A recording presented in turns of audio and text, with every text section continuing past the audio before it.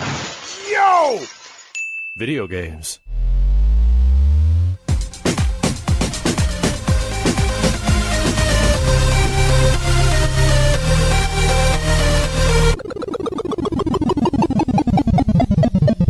What up, dudes, and welcome back to the YoVideogames podcast. I'm Matt. And I'm Andrew. And once again, thank you to all our generous patrons who kept us going for over 400 episodes. Yeah, if you're interested in becoming a patron at any level, please check out patreon.com/YoVideogames podcast. Dude of the week is Sheldon H. Thank you, Sheldon. Thank you, Sheldon. I'm sure you don't regret getting that name at any point during the last decade or so from a certain sitcom taking over the airwaves. You know, I don't know if you're a fan of that sitcom, but my dad has just found it.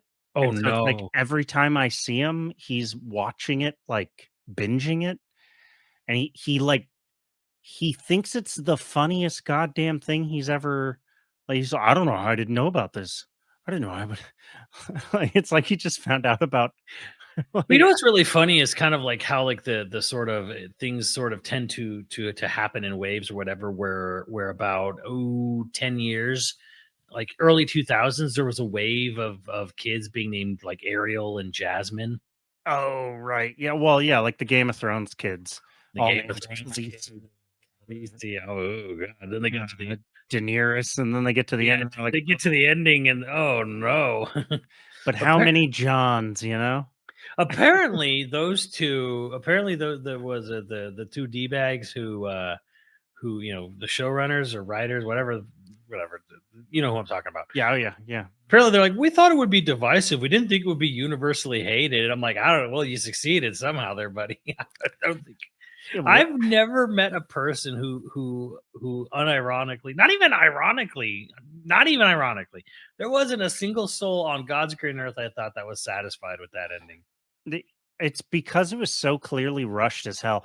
I mean, they really started to depart from the books, and at first their departure from the books was kind of good because they were like, Man, I don't know. I feel like I haven't even read the books, and I could like you could just tell immediately. yeah, you could tell Like, that the all right, characters well, suddenly become real dumb and stopped behaving the way that they had for 4 seasons.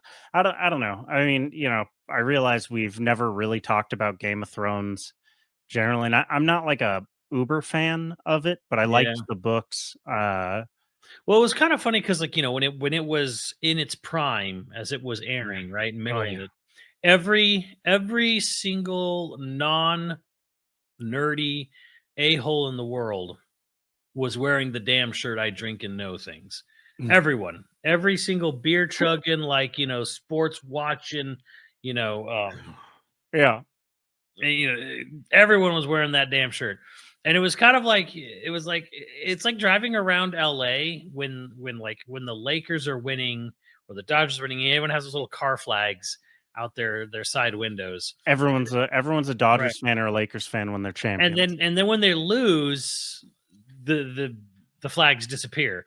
Mm. So it was like as the series ended, everyone stopped wearing that shirt. You didn't see that shirt anymore. I mean, you still occasionally you might, but it's just kind of like, yeah, nobody even wanted to be associated in any way with that show's fandom after it ended. One of my favorite things ever is that Mike owns that shirt and has no idea where it's from.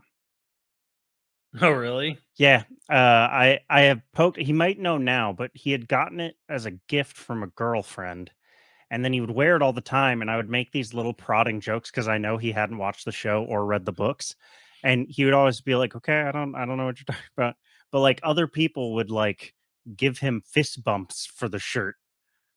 And be like, yeah, it's a really funny shirt. It's like it's from one of the most popular shows, and he hasn't seen it.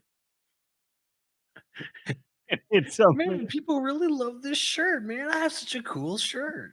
he's posted stuff online, and like people will make comments, and I'll be with him, and he'll be like, I have no idea what this is referencing. And but will he Google it? No, because he drinks and he knows things, but he refuses to learn things. It's kind of like a weird ironic, like, you know, kind of like defeating the purpose of your shirt. But anyways, yeah, well, a lot of games coming out this week in particular. Ori and the Blind Forest devs have got No Rest for the Wicked. They're crazy weird isometric Soulsborne game. You've Hmm. got a bunch of VR games. You've got other games coming out. Stellar Butt, Oh yeah. yeah, and then next week you have Aiden Chronicles, the We Have Suikoden Homer, not Suikoden game by the Suikoden creator, who sadly passed away in February. Um, but at least he got to see the game to completion for the most part. But yeah, a lot of stuff kind of like hitting all at once in April. Nothing really huge. There was an indie world, Yeah. and that was actually a lot of fun.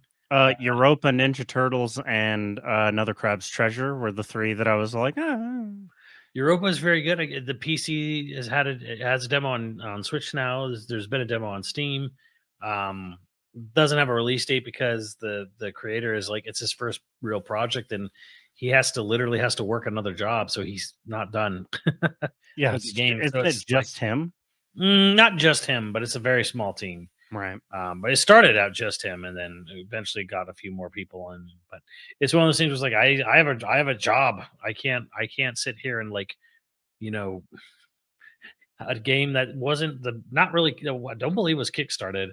Um, No, so yeah, it's just a passion project, is what he yeah, said in that it's video. like I think. yeah, like you don't. Your job is not a game developer if you've never released a product or sold anything. Right. So yeah, that Turtles game is really cool. Apparently, it's been on Apple Arcade, and apparently it's good. And it's leaving the jail of Apple Arcade for Switch this July, which is nice. And exclusivity is man, that could be a whole topic on its own. Where I've basically come to the conclusion that exclusivity is idiotic. Like It's people dying. were people were kind of ribbing Phil a little bit and like, oh, you're killing your system, and it's like, no, he's more right than you all want to admit. Like exclusivity hurts. It hurts first parties now. Now people will say Right. that's insanity, and I'm like, no, it's not insanity anymore, especially if it's multiplayer. Helldivers 2, which just a little more than half is on PC. So it would be hurting Sony to have released Helldivers 2 to PS5 only. Right. Yeah, I feel like exclusivity is one of those things where people are so invested in the console wars right now, or I guess more so than they've ever been, that you can't have an honest discussion about what the future of the game industry looks like when it comes to exclusivity. I can tell you what it is. It's not exclusivity. A Yeah, lot of PC. it's not going to be there. I think because of Helldivers 2, and I think because of other things going forward, I think Sony's going to creep even further, more and more closer. Like it's like this 2 years from 2 years after is going to go down to 1 year after, which is going to go down to like 6 months after. Then you're just going to have more and more games that are ending up like Helldivers 2, which are just day and date release. Yeah, And it'll be then console exclusive, but it'll also be on PC. yeah, and the last person to do it will be Nintendo. In fact, Nintendo may never do it. They may never do PC releases, no matter Yeah. what. Like I said, Nintendo's kind of that company that would murder a puppy on stage before it would ever, release a game on PC. As a weird aside, I was just thinking about Apple in general. Um, Also has some of the best TV shows and like movies. They're funding some of the best TV shows and movies and streaming, but nobody has Apple TV. Um, but like there's a Gary Oldman spy show on Apple TV that's apparently fantastic. Hmm. And And just then they have never a they have gets a on, they have a bunch of Peanut stuff on Apple. They have the Tetris movie. Um, which is something I've always wanted to see because you know that I love Tetris. I love it. you should see that movie. It's a good movie. It's an excellent movie about just a superb game. A game that nobody would find boring. The perfect video game. It's such an amazing, like the most amazing thing about the Tetris movie to me is still just the fact that I'm like, I don't know why they didn't just steal the idea. like like the amount of hoops that the movie way dramatizes, the whole getting the rights, Mhm. getting out of Moscow, getting out, da da da da. But like the movie also presents the very real fact. I'm like, I'm shocked. No, they didn't just steal the idea. Just say, okay, sure, because the Soviet Union was basically collapsing at that point, and like Who would have who come after them? who was going to come after them for copyright infringement from within there? Ooh. Like, but I'm glad at least to see the best thing about that real life story is that the creator did get his own rights back. Hell yeah. He left he left the fall of the Soviet Union and now lives in the capitalist utopia, which for him really worked out because hey, he created a product, he sold a product, he became very wealthy off products. So I got to be honest with you, it's worked out pretty good for most anyone that left Eastern Europe. so It's like even if you're like barely middle class here, you're still fucking killing it compared to the end of the Soviet Union. yeah, That was rough times in the rough textbook. times. So Like you came here and could have a garden without anybody threatening to kill you, mhm. which you're like, "Oh, Andrew, that's total bullshit." But apparently that was like a thing at the end of the Soviet Union. Like you had a garden that was producing vegetables and food was so hard to get that you did have to worry that your neighbors might jump your ass for a potato. Mhm. Like that's I'm glad that hasn't happened here yet. Someday. I assume. It has to happen everywhere eventually.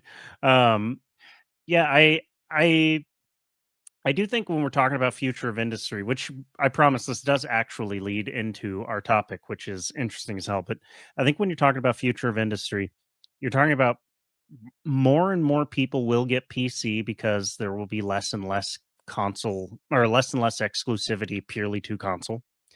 And I think that what that ends up meaning is that down the line, you might no longer have console exclusivity either.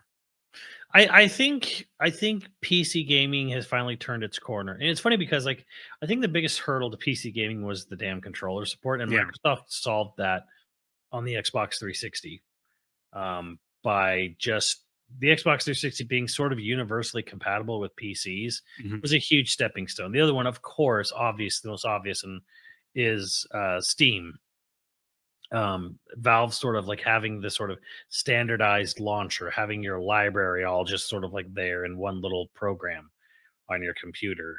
Now others have tried. I mean, it's funny because people just hate other launchers, hate them so much. Yes. Because Epic they're all Games. fucking garbage. I mean, some people like and the GOG, the good old games launcher, is pretty good because it's very anti DRM, which is very nice. But a lot of these companies are not anti DRM. A lot of these companies love and want DRM on all their games so they can spy on you, infect your computer with malware, sell your search history to Google or something. Um, I hate it. like but all that being said, though, you just got to really think about what's been happening really since 360, but like going and now just going through the PS4 and into the PS5. And this was kind of like made clear to me from my Final Fantasy VII Rebirth video discussing the sales of that game not being great, Right. not being terrible. I mean, the thing is like, is it selling millions of copies? Yes. Nowhere Is it? near what it expected, though. Yeah. Is it Yeah. underperforming to expect? Yes, it's underperforming. Why is it underperforming? And a lot of people are just like, I'm not dropping half a grand for a system for one game, especially if that one game is going to be on PC eventually. Because yes, a gaming rig PC is absolutely way more expensive. You're going to spend double to triple the amount of money or more on a really nice gaming rig PC, right? Than you would on a PS5. However, that gaming rig PC, you spend double on. You could it'll probably theoretically last double the lifetime. But and more to the point is that when you had a PS3 or a three, not so much the 360, Microsoft was a little better about this. But let's say you had a PS3, then you got a PS4. Every game you bought on that PS3 no longer works on that PS4. All the stuff you Right. downloaded. And that's we're not even talking about like discs or anything. Just downloaded games just don't work on your PS4. Now, obviously, PS4 to PS5 is much different. Pretty much everything on PS4 works on PS5, but the reality is that you probably just don't have the same amount of stuff, or worse, a lot of games just go offline. They Right. just Yeah. they They just just stop eventually, being yeah. they just stop being supported. One way or the other. and it's just gone. So and we all know that it's all just a ticking time bomb till eventually, Sony just shuts down servers for whatever system. And with PC, if you've been on Steam, if you've had a Steam account on your PC since 2007, that library is still there.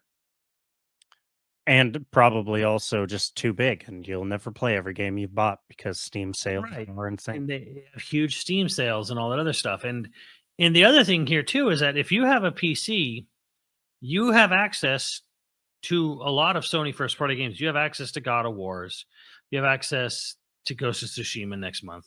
You have access to Spider-Man 1. You have access to both Horizons.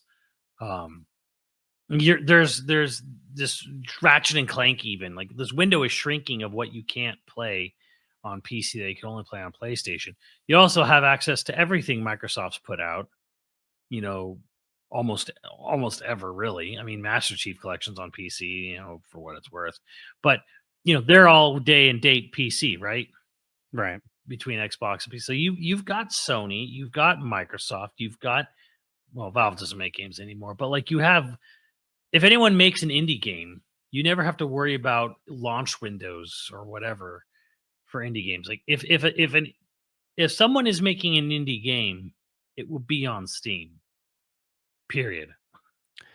And the story. Yeah. Yeah, and I'm trying to think if there's any other storefront that is that comprehensive. I mean, there's plenty of good storefronts in terms of like the amount of games you can get, but I think Steam is the most comprehensive. Yeah. And if we want to be realistic here, you can sit there and say like, well, you can play all these Sony games, but you can't play Nintendo games. And I'm like, well, you can, because the Switch is so easily Busted. busted Yeah. and emulatable. It still is. It's like Nintendo taking down Yuzu didn't necessarily stop emulation for the Switch at all. There's at least one other flourishing emulator for the Switch, and two, there's multiple. Like they keep like a Hydra, they keep popping up stuff that based off the bones of the old Yuzu, but like, and it's been that way for technically 4 years now. So if you have a gaming rig PC, you have access, legally or not, easily accessible to the entirety of the Switch library, just about everything on Sony and Microsoft, and of course all the PC stuff that was already naturally on PC. But also of all of the consoles, like Switch is the easiest one to like have an argument for in addition to a PC. It's a hybrid console. It's the cheapest console right now, isn't it? Not well. You can kind of get a Series S. You can get Series You can S. get a Series S cheaper, but it's cheap. It's and it has the handheld argument. Like Nintendo has always played to their own tune. They're always going to. I don't think they're ever going to like. I don't think they're ever going to come back to competing graphics wise No, or never. competing. I don't think that's ever going to happen. And so I sort of think when you talk about console exclusivity, like Nintendo's its own game. I don't think they're ever gonna, you know, Well, if anything, they showed even Valve the value of having a portable hybrid machine, right? because Steam Deck is a thing and it exists and it's successful. Yeah, And you have Asus and Lenovo jumping in with their own, handheld PCs, which not laptops, but like handheld PCs. right. There's someone else that's planning to do it, right? Or is that announced? I can't remember who. I thought that just got like I mean, I feel like it's a matter of time before other people just start jumping in too. right until Sony jumps in. They're gonna bring it back. You'll see it eventually. So that's the thing. It's like if you want like high end shit for your home theater, a PC will give you the best graphics straight up, And for the longest time, and for the longest time. If you want something that's a little bit of a hybrid, you have a Switch, or hell, you could even get a Steam Deck, or right? any of the other like forthcoming handheld gaming PCs. Like they exist. So we kind of live in this world where it's like consoles themselves, including the PS5, are kind of, they are becoming irrelevant almost. Like I wouldn't say irrelevant might be a little strong word because I don't think they're ever going to go away because there's a convenience factor to Right. consoles that'll never that's always going to be sort of important and valuable, but it's diminishing. Well, I was actually talking to a buddy about this, and it was true for me for a long time too, but like so many people consume all of their media on their PC now anyway that it's almost like you don't need a media box. Like the number one use I have for my PS5 or any of my main console, whatever, whichever one it is, it'll be like it's a media box on my TV and it plays games, and I like that. But more and more now, it's like, well, you can network your TV to your PC. So if you want to stream or watch movies or whatever, like as long as you're both connected to the same router, you can you can do that very easily. And and more to the point is like, with the continued advent of smart TVs, Yeah, you don't even need gaming rig or anything to like do it. Yeah. anything that's not like a straight up video game, your PC or your smart TVs mostly got in your phone has mostly got you covered. Yeah, I and this is a lead in to the main topic, which I suppose now is as good a time to bring it up. Um, well, you have a better handle on it, so I'll let you introduce it. Well, it was this is sort of, I don't know what we call this, breaking news or whatever, but I was talking with some friends recently and I was kind of like, why is this? And basically I heard this from various different sources, if you will, and that is the marketing machine has completely changed and pivoted course now that we're, a couple years out of COVID now. And the world of marketing for video games is about to like drastically change. And how do you know? And what I mean by this is like we don't really know much about the end of this year, right? Hmm. If you ever said that, we have no idea what Nintendo's doing. We have very little idea of what Sony's doing. We have sort of an idea of what Microsoft's doing, kind of. And it's like we're just creeping closer and closer to the halfway point of the year. And apparently, this is an adopted standard. From this is coming from people in marketing, like in these companies. The idea has changed that they no longer want to do like ride this hype out for a year or plus, obviously like 5 years, whatever. Like that's long gone. But going forward, video game marketing apparently is going to be hyper focused on announcement, short window release. We're talking like they want to announce a game and release it within 3 months from announcement. Wow. Three to 4 months. Like apparently this is going to be a big shift now. And some people have kind of already been doing this. Like Capcom for a while has been doing 9 months. Like they announce a game at E3, comes out in like January, right? Like Right. they've been doing this sort of 9 month thing, but like E3's even gone now. So now they'll even do, maybe it'll start being less. Like sometimes like games, it's weird because you think, well, there's always got to be big games that kind of got to announce way in advance. Apparently they just don't want to even do that. Like there's been rumors, I don't think they're true, but there's been rumors saying that Ghost of Tsushima is going to get announced too. Is going to get announced at the end of May and come out in the fall. Like Ghost of Tsushima 2. Like they're literally going to put a 4 to 5 month marketing window on Ghost of Tsushima 2. They practically did this, not entirely, but they practically did this with Spider-Man too, where it was like it was announced and then it just went radio silent.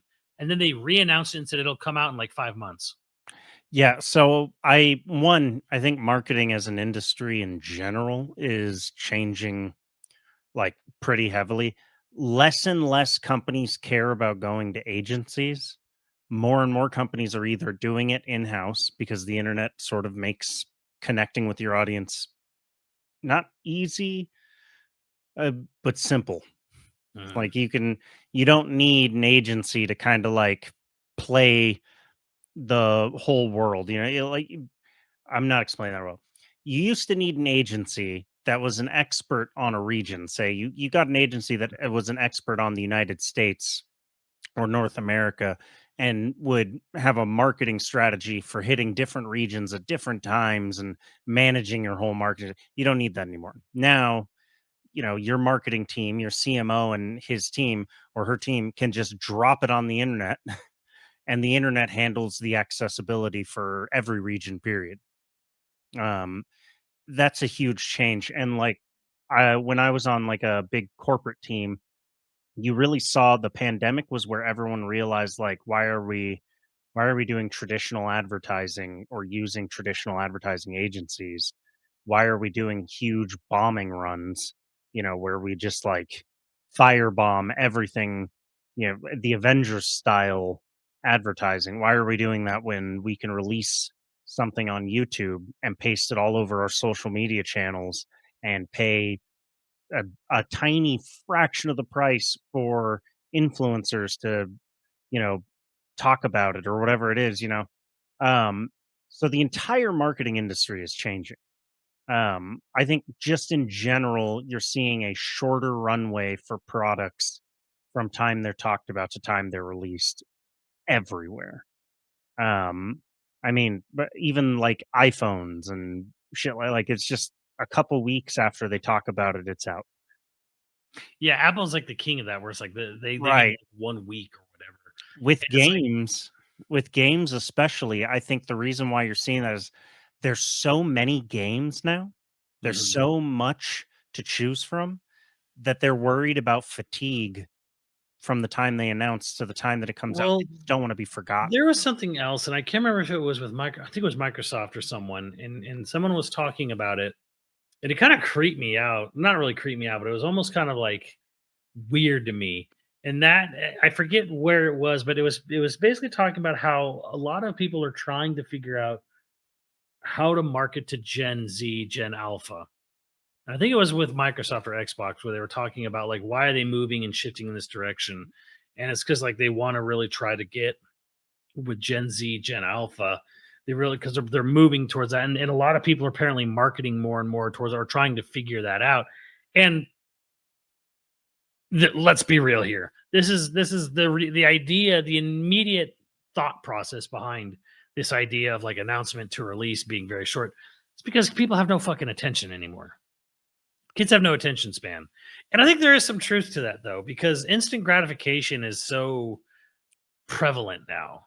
I don't And know that about it's like if you tell some cracked up kid on his TikTok, through a TikTok ad, hey, check out this cool game. It'll be out in a year. That kid won't remember anything when the game comes out that it even existed by the time it comes out. well, a Gen Z is interesting. I don't know about Gen Alpha, but Gen Z is really interesting because they are the most susceptible to influencer style marketing of any of the Mhm. generations.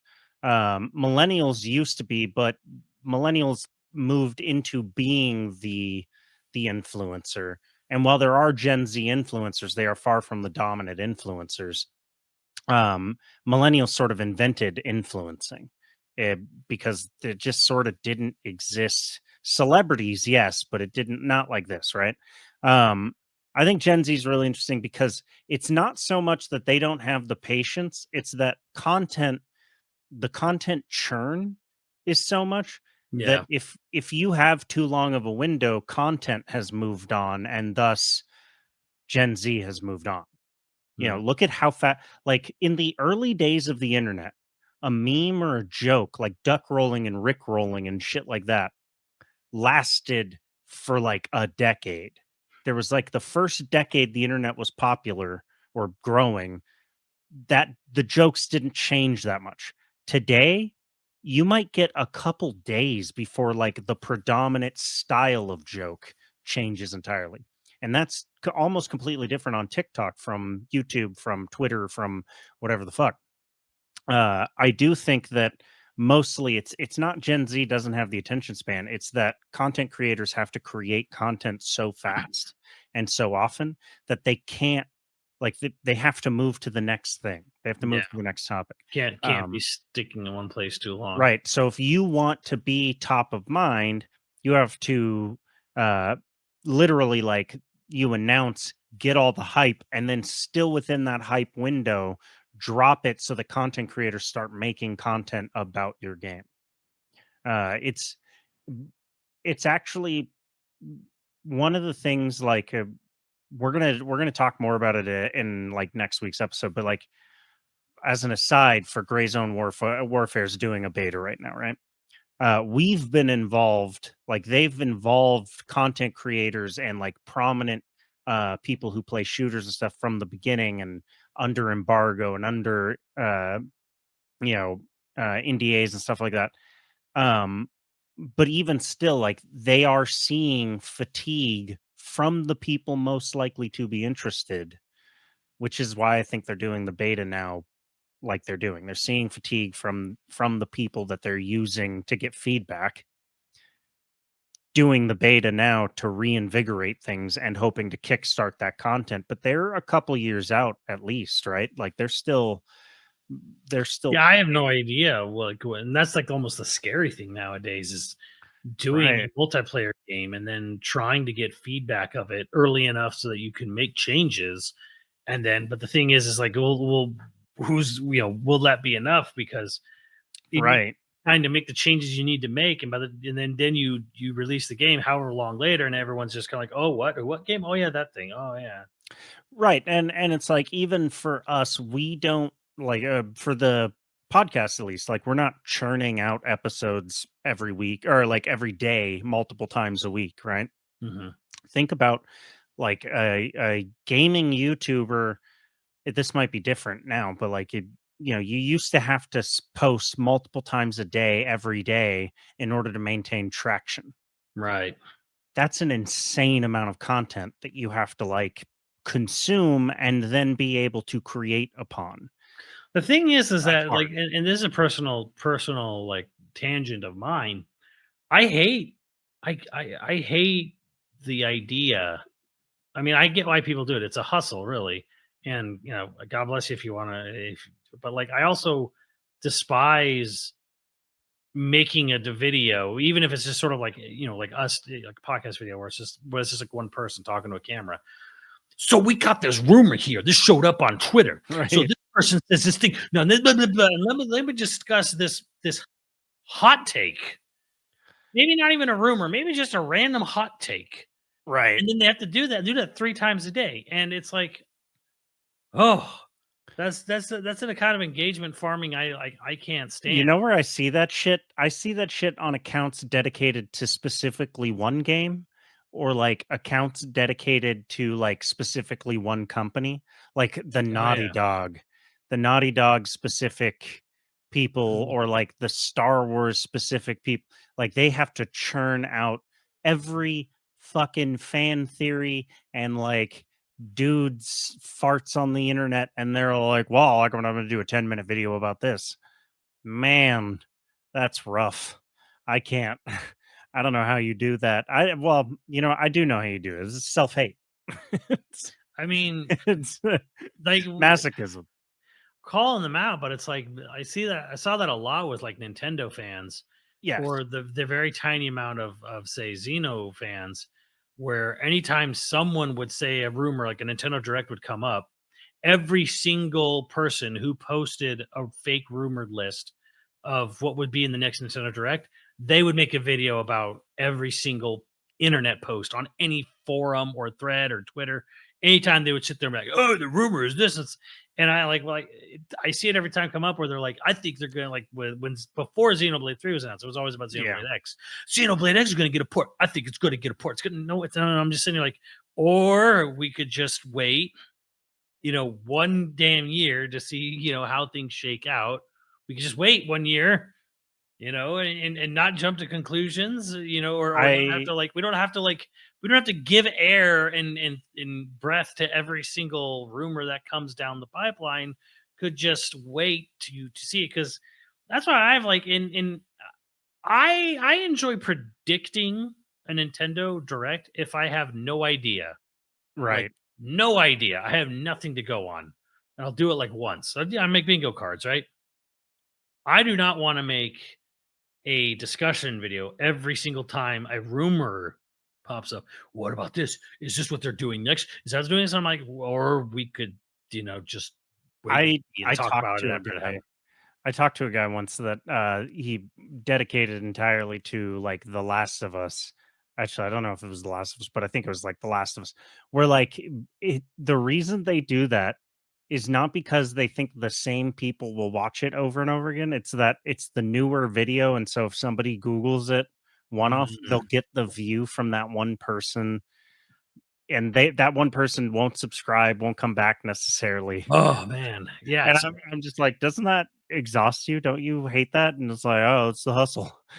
It's like, oh man, okay, well, hashtag, I guess. But yeah, I hate that. Um, yeah, that's genuinely why I think this is happening.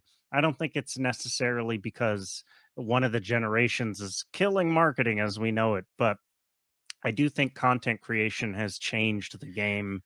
Don't you think it's a little crazy though, and a little weird that there is a desire from say Microsoft or anyone, because they all are doing it, that we really need to go after Gen Z and Gen Alpha. I'm like, why are you going after the generation of kids that have no money? Oh, nah.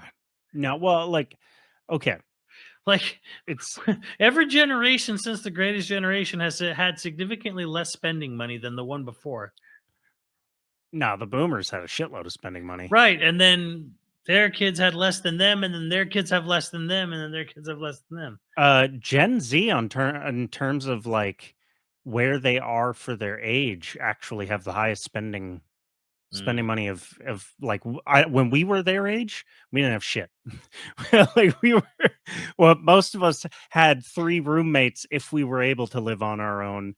I think, And like well, I think part of that in a weird sort of way is the fact that like everything free to play has become such a massive thing now, maybe right. where it's just kind of like, okay, well, people don't buy games anymore. They just play free to play and send all their data to Google. Now there is a really interesting sort of trend here where it's like Gen Z actually has higher spending money, like percentage of spending money for their age. Um, but an odd thing is Gen Z eats out way more than any of the other generations at their age. Like Mm. millennials and Gen X at the same age cooked way more because we didn't have expendable income. And so they feel cash poor. This is a weird it's a weird side effect of how the economy's gone for the last 10 years. It's Mhm. not like just the last couple years, but I uh gotta also admit though, like just the whole free to play market and Steam sales and all this other yes. thing, people are not used to spending, 50, $70 on every game. And a lot of people say that too. Like, man, I don't know. Like when you see one of these big AAA games, bomb, they're like, I can't spend $70 on that. I can't justify that. But also like Gen Z isn't the free to play generation. They're in their 20s. Like Mhm. Gen A is they're the ones that are the free to play generation. Like think about like Justin's kids. Right, right, right. Like they play almost entirely free to play games or cheap ass games. Like they don't play they don't care about graphics. Like No. Justin's son is 12 years old and couldn't give a fuck about graphics. He doesn't care about loading times even. Like he doesn't care about any of the things we care about at all. Dude watches Skibidi Toilet and plays Fortnite and Minecraft and doesn't give a shit about anything else or Roblox or whatever the hell the Which is also another thing that's been terrifying people. And I don't know how this blitzkrieg marketing is a solution. And that is that report that came out that the majority of people are playing games that are 6 years old or older. yeah. Like most people, most time online in multiplayer gaming, people are playing older games. They're playing Fortnite and Minecraft and Roblox and Final Fantasy 14 or World of Warcraft or whatever, what have you. People are not playing new games, and if they are, they don't stay around very long. I have a theory about this. Like my brother plays a lot of MMOs, and so we've talked about this. Or he plays a couple of MMOs a lot. Um, and his thought process on it, and a lot of his friends that still play them, is like they don't want to learn an entirely new system to play. Most new MMOs are transaction heavy, Mhm. kind of like, and they're built to be um they're built to be time sucks in a different way somehow. Like I didn't play Mhm. MMOs that much, so like I always thought MMOs were kind of supposed to be time sucks, like grinding and was a big part of it, but I guess it's different with modern MMOs. Um, so I don't know if that's a big part of it. What I do think is Gen Z has expendable income, but also has parents that have expendable income and will buy them gifts and shit like that. Um, I think millennials were the largest generation now. I think in America, I think we now outnumber the boomers or whatever. Um, as they slowly die off, dark, but Time marches on. yeah, we now outnumber them, but we're also in that like age range where most of us are having kids and thinking about kids or making those bigger purchases where we don't have expendable income for entertainment. Mm, We're not making those entertainment purchases right, like we were 5, 6, 7 years because ago. when you're in your 20s, you'll buy all the crazy shit, Yeah, that when you you're wouldn't buy when you get older. yeah, dude. Like, I mean, um, think about when, God, when we were in our early 20s, which we basically didn't have any money. I think me and you especially like did not have expendable income. But when we were how many people did we know who would own every console? Like we knew several people that would own every even if they didn't really have the money to own every console. We knew um you know uh, people who like bought giant sound systems for their tiny Honda Yeah. Civics. Like shit like that. Like when you're in your 20s, you spend your money on dumb shit. And you're more willing to spend your money on dumb shit.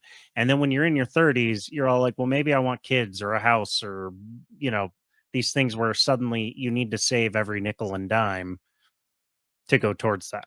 And Gen Z is in that perfect prime age range for like, I'll eat ramen for 3 days, 4 days, 5 days. Who gives a fuck? I'm going to buy this new game. Um, and I don't My blame them. question is like I almost wonder like because what are people in their 20s buying nowadays, especially because like to me it's like you get a big expensive phone or you get an expensive PC, but like I don't see people like frivolously spending, here's my $2,000 skateboard any longer. Maybe it is, I don't know, but like I don't Two know. It's thousand dollar skateboard. I actually, you know what I do see? You know what I do see a lot of? uh, Electric bikes. yeah, e-bikes are big. The scooters are big. Guns.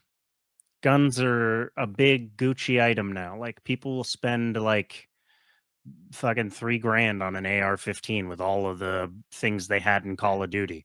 That is a legit This thing. is America. Yeah, It's gonna be rhinestones and Hello Kitties and they never shoot them. They never take them anywhere to ranges, but they'll buy like, oh, oh, this is the M4 with the EOS fucking and all the from Call of Duty 2. And you'll be like, hell yeah, man, that's cool. Do you have any ammunition? No. All right. They got no, it we don't on the have. wall.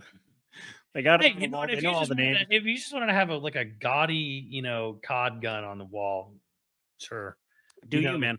Um, our parents hung fish on the wall. You right before I quit skating, and I was never particularly great at skating. There was like a year or so where like I was skating every day and I could do most of the tricks.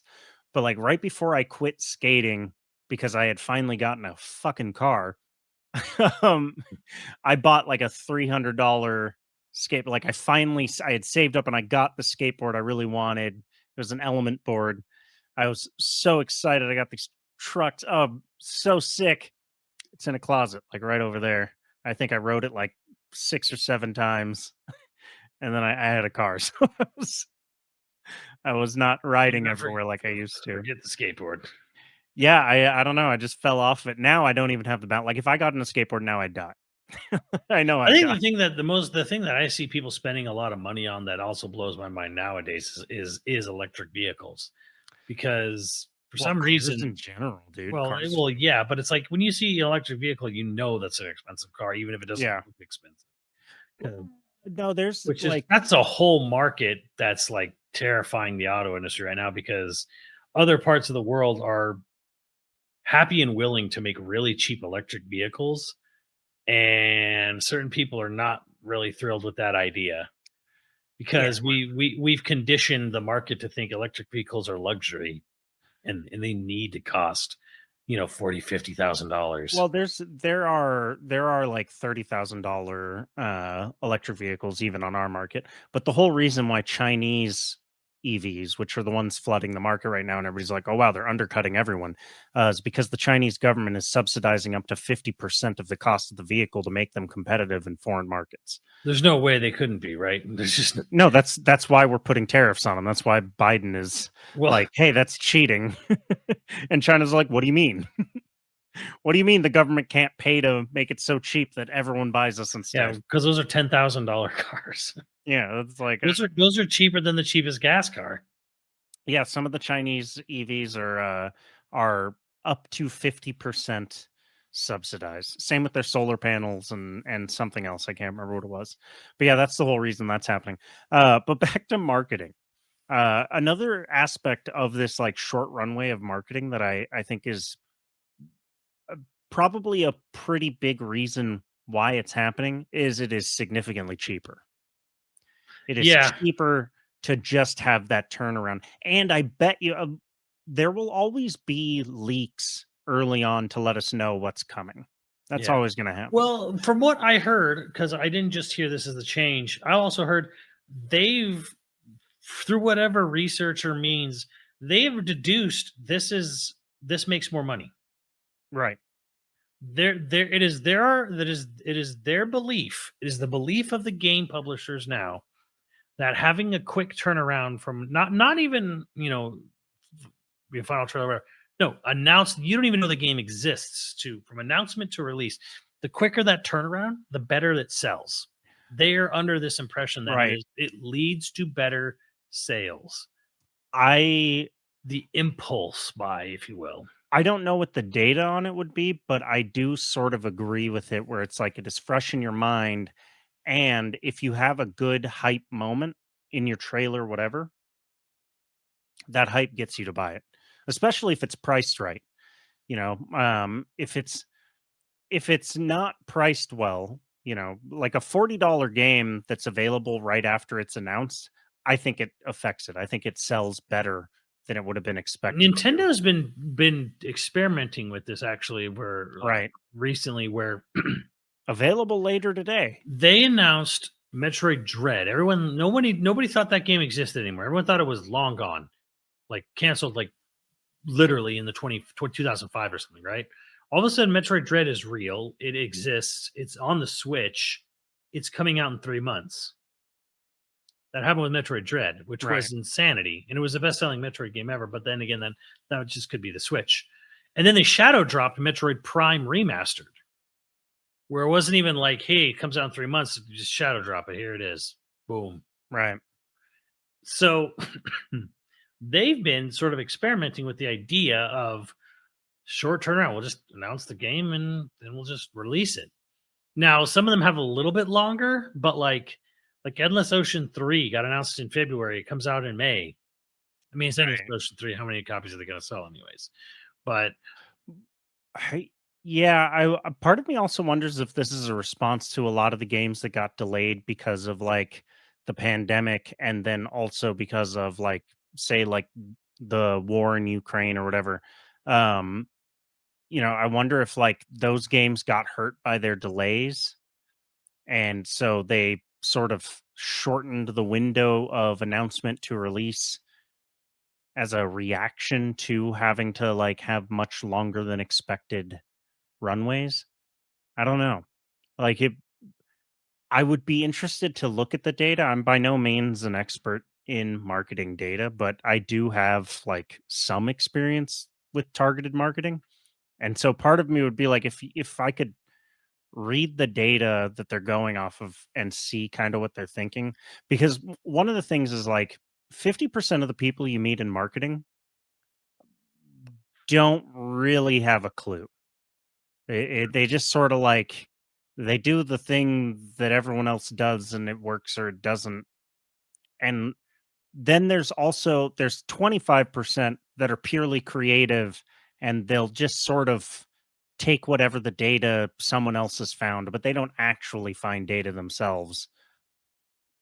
Then there's 25% that like truly top of the game make inferences based on actual hard data and usually end up being the leaders in marketing, technique or whatever. Those guys like I I wish I understood seeing trends the way because they see trends months out sometimes. Like months before the trend has really gained steam, they'll see it and they'll start feeding the trend, or they'll feed like 10 different trends. And whichever one takes root, actually, Yeah, the funny thing is, it's exactly throw how money at the propaganda wall. works. Yeah, throw money at the It's, wall, see which sticks. it's called seeding and something else, but um, it's the exact same way propaganda works. They just do that with trends in whatever product they're looking for. And That's kind of then, scary though. If like, here's the problem. Here is the my foreseeable. I will throw a little bit of contrarianism towards this idea of announced to release being a short window, short turnaround. Right? Games take longer and longer and longer to make. Right? yeah, So when your game takes 5 to 6 years to get a sequel to, you release a game. Game's great. Love this game. We are going to get a new one. Shit goes dark for half a decade. New part two is happening. It'll be out in 3 months. Yay! You don't have to wait. And it's almost kind of like you've almost conditioned me to not be a fan of said product because I pretty much went in the dark for 5 years. I just assumed that was gone. Like, I'm my fingers on the pulse a little bit here. So like sucker punch for Ghost of Tsushima as always. Obviously, I know they're making Ghost of Tsushima too, right? right. They, like after the game, after they were done with the DLC for the first game, they're like they were hiring someone with who had like a background in history for ancient Japan. So it's like, oh, obviously they're making part two. There were two Mongolian invasions. Like obviously part two.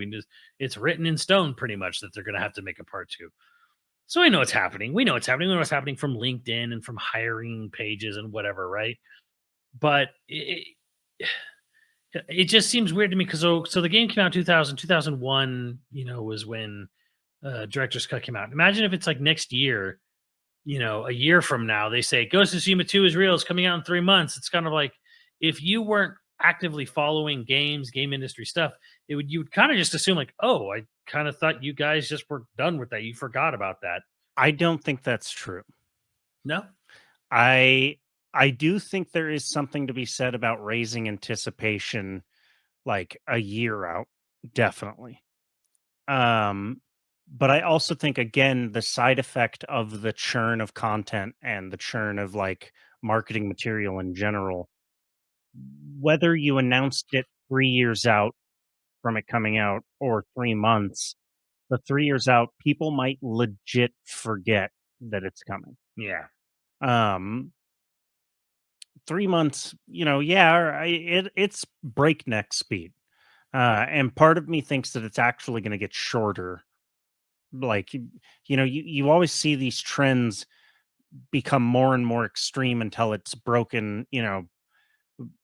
Before it became, they started shortening it. Like, you would get announcements 5, 6 years out before it's even actually being built. Right? I mean, Ubisoft Yeah. is fucking famous. Shit, like they'll just mock up a trailer and say like this is definitely coming, and then Oh, 10 years Skull and later, Bones.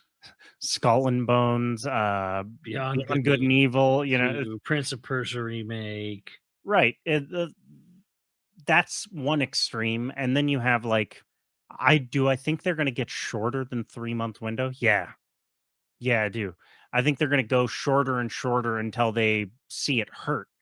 Well, here's the And thing. I think if they have data for this, and if it keeps getting proven that it is better for sales to do short announcements, then I think you're right. If they see a clear monetary gain from doing short announcements, they're gonna push it, push it, push it, push it, push it, push it right, till everything's a fucking shadow drop right. That's until it becomes actually, unprofitable. yeah, I would say that like as a closing thought to the episode for me, um 3 months is what I'd say is the shortest window to raise anticipation before the holiday season. Because kids and teens won't know what to put on their Christmas list if Well, you announced it 2 weeks before Christmas. as a child of well, I don't even want to say that. As a child of long ago, As someone who's old as fuck. the worst thing you could do is see a game on TV, like a commercial for a video game, or hell, even a magazine. Well, you knew a magazine was about previews. You could read previews at least, but like the worst thing to do was to see a commercial for a game and then the game wouldn't be out for Oh, years. yeah. Well, the thing was, is a games took 6 months to 1 year to make. Like 6 to 9 months was how long a game spent in development period back in the NES days. So I guess it's maybe a bad example, but it would be really, really terrible if it was like, here's the game gets announced. Go to the store, the game doesn't exist. When's it come out? I don't know, a couple of years. So like it's better to like see something go, that's awesome, I want that, and then you literally just go on the, in this case you go on the eShop, you go on the PSN store, and you're like, oh cool, and like you just get like you just want to buy it, you just want to play it now. You don't want to see it and then just be like dream about it for a year. You want to play it. Well, they're doing this for movies too. The announcement window for movies is Yeah. significantly shorter than, now it's like 8 weeks in some Yeah. cases. And so I think maybe you're right. Marketing in general as a industry is changing towards this method. And I personally think it's because of the internet. But Yeah. know. You know what I think, honestly, and it's hard to do, and I get it. I understand why they don't do it. There's a lot of reasons not to, but man, a really good demo can Yeah. really go a long way. A really good demo, you could have a game come out a year after announcement if you have a really good demo to follow it up with. Yeah, especially if it's replayable. Like, Yeah. it's not a time thing where you're now Or locked or out. or you do something crazy where like the demo gets updated with like new little hints and teases or something. Mm. Like Well, it tells its own story, strings you along in a way, Resident Evil 7's demo was that way, where people played right? it for months. You know, some people played the demo after the game was out. Yeah. Like I do a PT, which maybe is happening again. I don't know, but like that's another demo that people still to this day talk about. Um, I do agree that a good demo can really sell a game. Do I think demos are a thing? I think you're right. It has to be a year out at least for a demo to get Steam. If you have a demo a month before the game comes out, I guess it could work. I guess it sort of does work. It's worked for like Resident Evils and stuff like that. Yeah.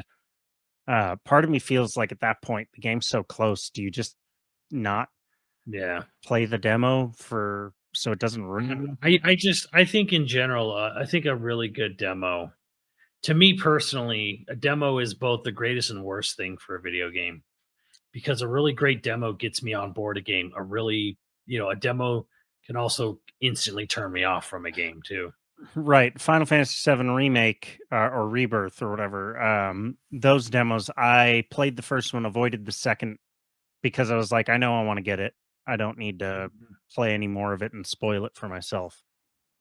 But a lot of people played the shit out of those demos, and I think it sold them on it. So I think you're right. Yeah, that's a good topic for discussion on the community tab on Patreon or in the YouTube comments. Like, do you feel like the short window is good, or do you feel like a longer window, like a year-long window, where you possibly get a demo and have Yeah. anticipation build? Is that How much anticipation do you want?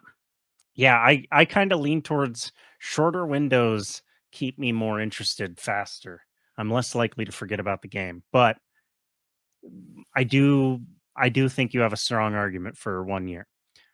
But as always, we've got patrons to thank. If you're interested in becoming a patron at any level, please check out patreon.com/YoVideogames podcast. Dude of the week was Sheldon H. Thank you, Sheldon.